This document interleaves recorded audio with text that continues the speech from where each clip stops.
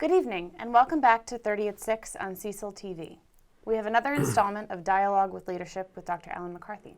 Thanks so much for being here. Well, thank you very much for the invitation. How are you? I'm doing well. And yourself? I'm doing well also. That's good. So, preparations for the 2020 census in Cecil County are in full swing. In the past, though, undercounting here in Cecil County has been as high as 30%. Can you tell us why the census is so important for the county? Well, number one, let me just give you a little preliminary stuff. Number one, the original Congress mandated a census be done of every state every 10 years. So historically, we're required to do it. Now, why is it important? Congressional districts are determined by the census. Legislative districts in the state are determined by the census. And also the number of senators and delegates that we have in each jurisdiction is determined by the population and where it goes. I mean, for example, if you have good economic conditions in one location, the people might go there. If they're bad, they might just leave.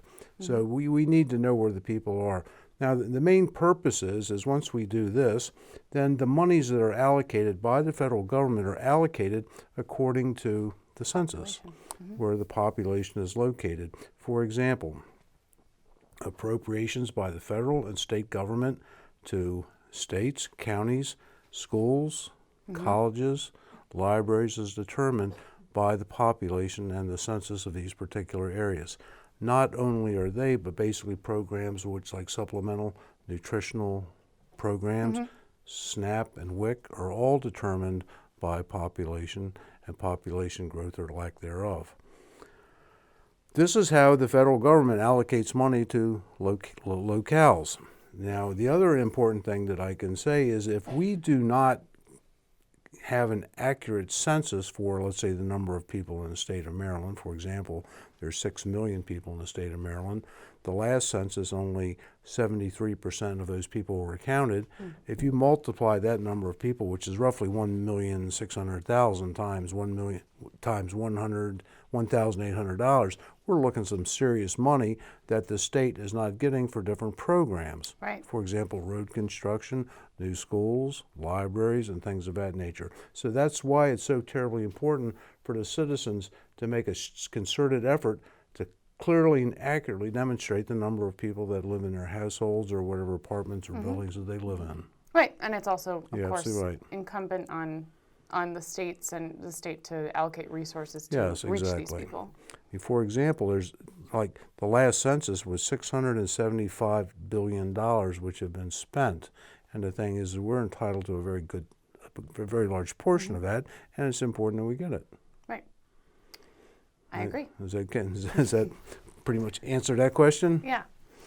Well, speaking of funding, I know that Cecil County Public Schools is seeing a bit of a decline in enrollment, and meanwhile we have a general wealth increase in county incomes, which can lead to a decline in state funding.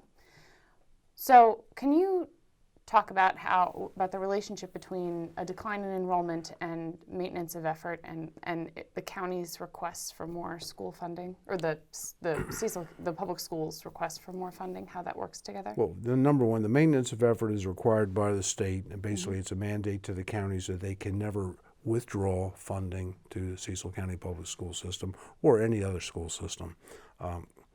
Concerning the WPP,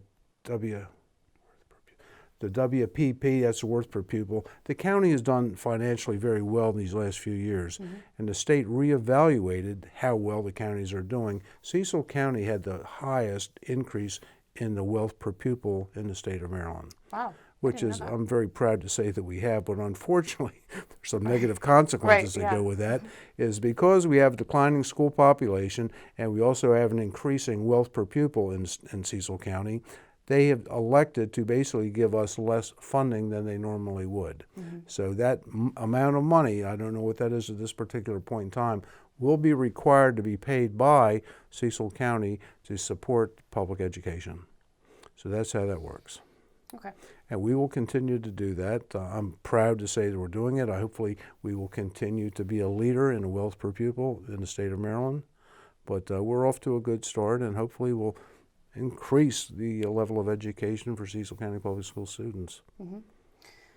Something, I don't want to get into this today because I have some research to do on it myself, but I'm very curious to see what impacts the Kerwin Commission will have here in Cecil County. Well, that'll be very interesting Yeah. to see too.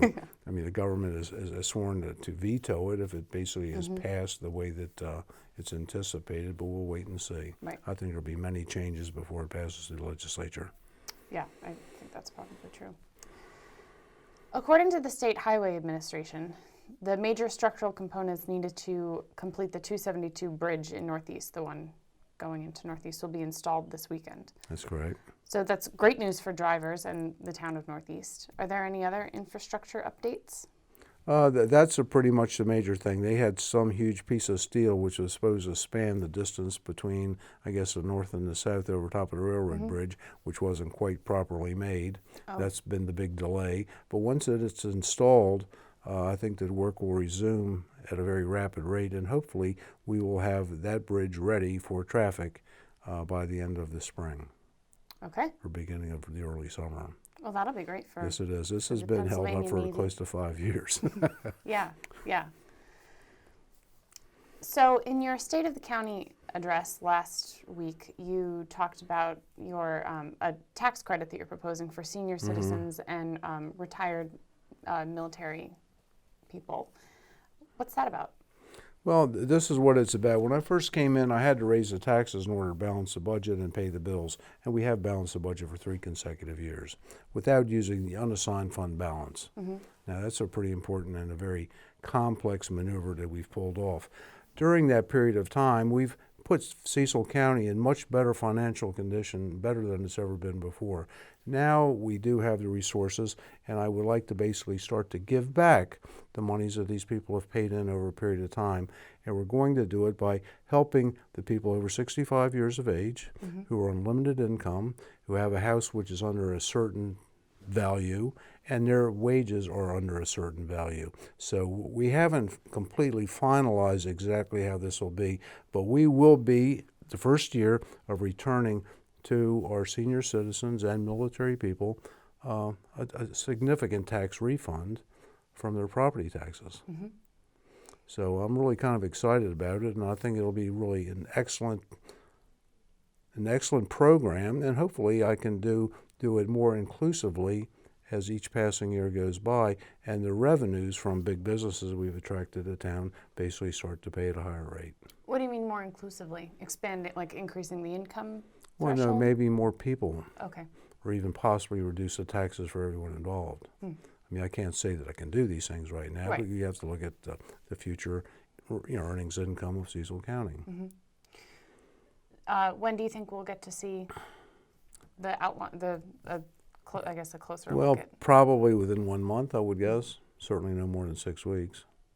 Okay. I have to present it to the council. The council has to basically approve it and vote to approve it, in which case it'll go into effect on July 1 of 2020. Right. So next week, I believe, or the 11th, you have and it's an opportunity for citizens to provide input on the budget. That's correct. So for our viewers, if you have an opinion on the budget and how our money should be spent, that's on February 11th at the County Administration Building. I would love to see them there. I mean, it's important for me to know what they want because this is their county. Yeah. I'm just trying to properly administer it according to their wishes and desires. Any other updates? No, not really. Everything's going well. It's campaign season, as you know, keeps me busy. Yep. I have 4 competitors now, 3 Republicans and 1 Democrat. But, it basically will bring good ideas to the surface, to the forum, and let the people decide on what they want to do. Right. And speaking of forum, we have the Chamber of Commerce candidate forum coming up on February 29th. That 27th. 27th. Yes. Yes. I'm getting excited If about you leap come day. to 29th, you'll miss it all. Right. 27th. Thank you. Okay. Well, thanks for being here. Well, thank you for Good to inviting see me. you. It's always fun to be here. Thank you very much. Moving Cecil County forward. Yes.